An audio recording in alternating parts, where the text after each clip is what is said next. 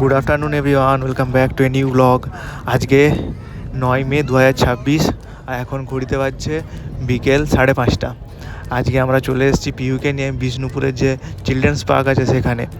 কারণ পিহু দুপুর থেকে তো একটু কোনো ঘুমোবে না, আর আমরাও সকাল থেকে আজকে প্রচুর ব্যস্ত ছিলাম।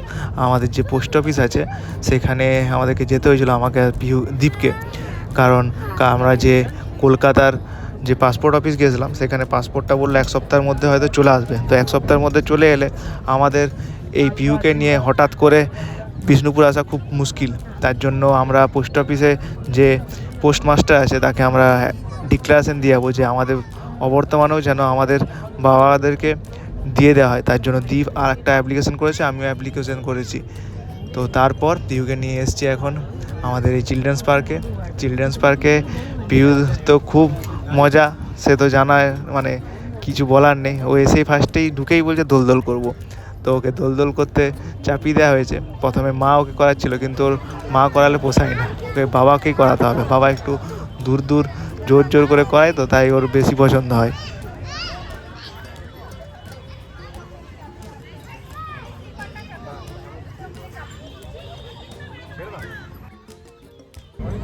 তো দোল করার পর ওর এবার এসছে ঢেকি কলের কাছে। ও নিজেই এক একটা 5 মিনিট করে করছে। তারপর যেহেতু এগুলো নতুন ঢেকি কল, এগুলোই বেশি করাচ্ছি, কারণ আমাদের কোয়ার্টারে তো দোল তারপর স্লিপার এগুলো করতেই পাই, এগুলোই পাই না। তাই আমিও ছোটোর মতো হয়ে গেছি, আমাকেও চাপতে হয়েছে ঢেকি কলে। তো আমাদের মতো যারাও চাকরি করে দূরে থাকো, তো তাদের যদি এই পাসপোর্টের কোনো অসুবিধা হয়, তাহলে মানে পাসপোর্ট যদি আমরা অ্যাভেলেবেল না থাকি, তো বাড়ির লোককেও দেয়। সেক্ষেত্রে আগে পোস্টমাস্টারকে গিয়ে একটা ফর্ম আছে, ওখানে ডিক্লারেশনটা দিয়ে দিতে হয়, তাহলে বাড়ির লোককেও পাসপোর্টটা দিয়ে দেয়।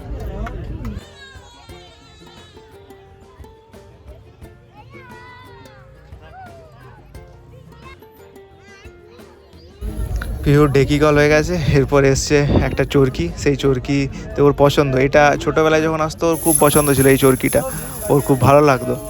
তো সবাই উঠে গেল, কিন্তু পিহু উঠবে না, এখনও ও বসে থাকবে।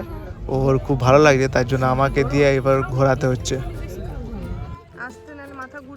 তো আমরাও যখন ছোটোবেলায় এই চিলড্রেন্স পার্কে আসতাম, তখনও এই যে খেলাগুলো আছে সেগুলো মোটামুটি ঠিকভাবে রক্ষণাবেক্ষণ হয়নি, তাই দু একটা দেখছি জিনিস ভেঙে গেছে।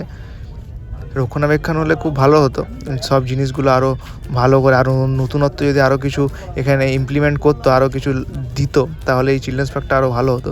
এই চিলড্রেন্স পার্কটা মেনলি বড়োদের জন্য 5 টাকা করে টিকিট লাগে, আর ছোটোদের জন্য, মানে ছোটো বলতে 5 বছরের উপরে হলে 3 টাকা করে টিকিটটা খুবই কম। কিন্তু আরেকটু এই পার্কটাকে আরও গুছানো বাগানো যেত আমার মনে হচ্ছে। পিহু তো স্লিপারে চাপবে, কিন্তু এরকম বড় স্লিপারে এর আগে চাপেনি, যেহেতু প্রথম একটু ওর ভয় লাগছে, তাই আমাকেও ছোটোদের মতো ওখানে চাপতে হয়েছে। তা আমার সাথে ও এরপর নামবে। কিন্তু এই স্লিপারটার প্রবলেম হচ্ছে, এখানে যে নিচের প্লেটটা আছে সেটা খুবই চিপচিপে, মানে স্কিনের সাথে চিপে যাচ্ছে, তার জন্য ঠিকঠাক স্লিপ করা যাচ্ছে না। এবারে পিহু বলেছে না, আমি একাই করব, তুমি আসবে না, তাই আমাকে নিচে দাঁড়িয়ে দেখতে হচ্ছে।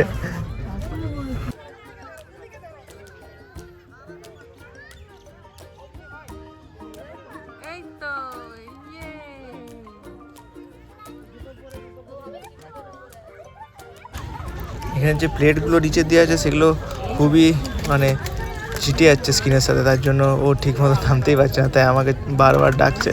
তারপরে ঠিকমতো হচ্ছেই না, স্লিপ করা যাচ্ছে না।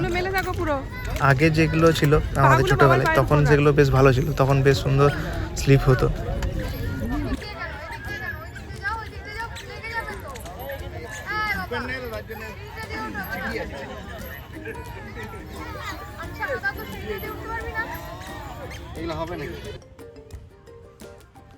পার্কের মধ্যে সব রাইডগুলো এনজয় করার পর এবার একটু আমরা গার্ডেনের দিকে এসেছি, যেখানে বেশ একটা ঘাসের বেশ ভালো বড় গার্ডেন থাকে। আর তার সাথে ওয়েদারটা বলি, ওয়েদারটা খুব আজকে মনোরমই বলতে গেলে, বেশ একটু ঠান্ডা বাতাস দিচ্ছে।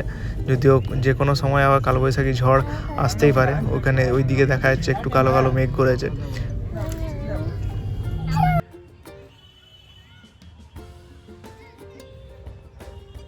এরপর এসছি আমাদের এই যে গার্ডেনটার মতো, যেখানে বেশ বড় একটা লম্বা ঘাসের ময়দান আছে সেখানে।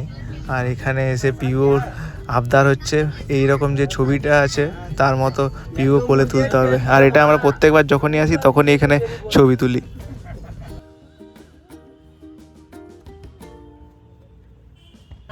পিহু এরপর বলছে যে ছোঁয়াছুঁয়ি খেলবে, আমাকে ছুটতে বলেছে। পিহু বলছে আমি বাবাকে ধরবো, তার জন্য আমি ছুটছি। আর পিহু আমার ভীষণ ভীষণ ছুটতে শুরু করেছে। যদিও এই মাঠটায় বল আনলে খুব ভালো হয়, বল এনে খেললে খুব মজা পাই। আগে যখন ছোটোবেলায় দু একবার এসেছিলাম তখন বল নিয়ে আসতাম, কিন্তু এখন তো আর টাইমই হয় না। এখন তো সব কিছুই পুরুলিয়ায় হয়ে গেছে বলতে গেলে। পুরুলিয়ায় পিহুর নাচের স্কুলও ভর্তি হয়ে গেছে স্কুল, তাই আর টাইমই পাওয়া যায় না। তাই বিষ্ণুপুর সেরকম আর আসাও হয় না এখন। আমাকে ভিডিও করতে দিবে তুমি?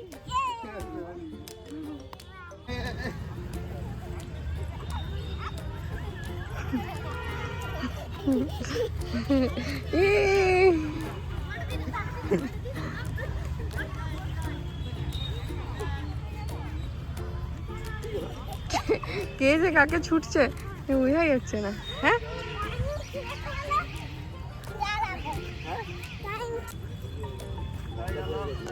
পিউ লুকিয়েছে এখন, বলছে আমি লুকোবো, তোমরা আমাকে খুঁজবে। ও লুকিয়েছে, এই যে ওকে খুঁজে পাওয়ার আগেই নিজে বেরিয়ে চলে এসছে। এই হচ্ছে লুকাচুরি খেলা। এবার হচ্ছে পিউর টার্ন। এবার পিউ খুঁজবে আর বাবা লুকিয়েছে, এই যে পিউ যাচ্ছে খুঁজতে। যদিও আগেই দেখে নিয়েছে বাবা কোথায় লুকিয়েছে।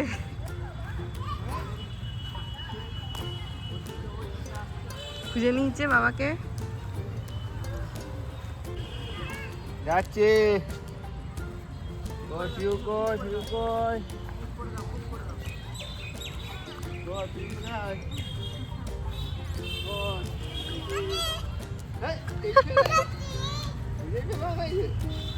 পিহু তো ফার্স্টে বলছিল এই দিকে আসবোই না, ওখানে যে রাইডগুলো ছিল ওগুলো খুব এনজয় করছিল, কিন্তু এখানে এসে এতটাই খেলেছে শেষকালে পুরো ঘেমে গেছে। যাই হোক, এবার বাড়ি ফেরার পালা, কারণ 6:30 বেজে গেছে, ঘন্টাও বেজে গেছে। তাই আজকের মতো আমাদের ব্লগটা এখানেই শেষ করলাম। আবার দেখা একটা নতুন ব্লগ নিয়ে। সবাই ভালো থাকবেন, সুস্থ থাকবেন।